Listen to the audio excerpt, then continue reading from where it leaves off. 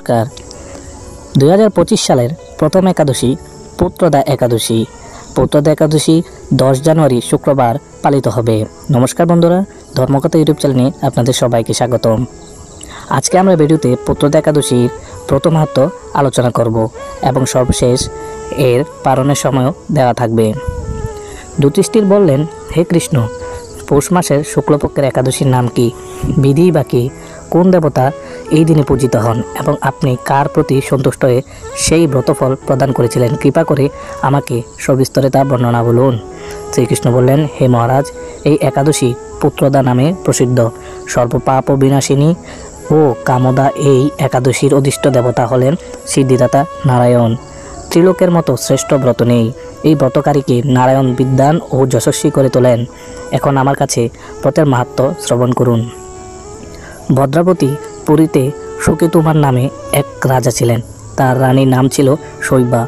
রাজদীপ্তি বেশ সুখেই দিন যাপন করেছিলেন এবং সুরক্ষার জন্য বহুদিন ধরে ধর্মকর্মের অনুষ্ঠান করেও যখন পুত্রলাভ হলো না, তখন রাজা দুশ্চিন্তা করতে শুরু করলেন। তাই সকল ঐশ্বর্যবান হয়েও পুত্রহীন রাজার মনে কোনো সুখ ছিল না। তিনি ভাবতেন, পুত্রহীনের জন্ম বৃথা ও গৃহশূন্য। পিতৃদেব মনুষ্যলোকের কাছে যে ঋণ শাস্ত্রে উল্লেখ আছে, তা পুত্র বিনা পরিশোধ হয় না। পুত্রবাঞ্জনের এই জগতে যশ লাভ ও উন্নতিগতি লাভ হয় এবং তাদের আয়ু, আরোগ্য, সম্পত্তি প্রবৃদ্ধি বিদ্যমান থাকে। নানা দুশ্চিন্তাগ্রস্ত রাজা আত্মহত্যা করবেন বলে স্থির করলেন, কিন্তু পরে বিচার করে দেখলেন আত্মহত্যা মহাপাপ। এর ফলে কেবল দেহের বিনাশ মাত্র হবে, কিন্তু আমার পুত্রহীনতা তো দূর হবে না।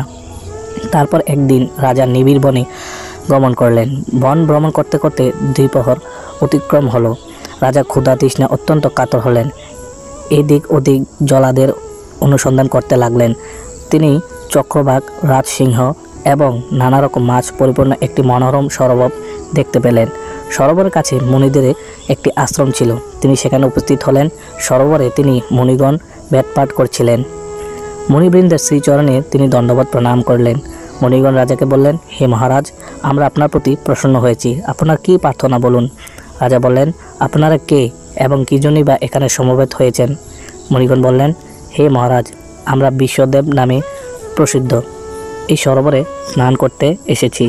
আজ থেকে 5 দিন পরেই মাঘ মাস আরম্ভ হবে। আজ পুত্রদা একাদশী তিথি। পুত্রদান করে বলে এই একাদশী নাম পুত্রদা। তাদের কথা শুনে রাজা বললেন, হে মুনিবৃন্দ, আমি অপুত্রক, তাই পুত্র কামনায় অধীর হয়ে পড়েছি। এখন আপনাদের দেখে আমার হৃদয়ে আশার সঞ্চার হয়েছে। এই দুর্ভাগা পুত্রহীনের প্রতি অনুগ্রহ করে একটি পুত্র প্রদান করুন। মুনিগণ বলেন, হে মহারাজ, আজ সেই পুত্রদা একাদশী তিথি, তাই এখনই আপনি এই ব্রত পালন করুন।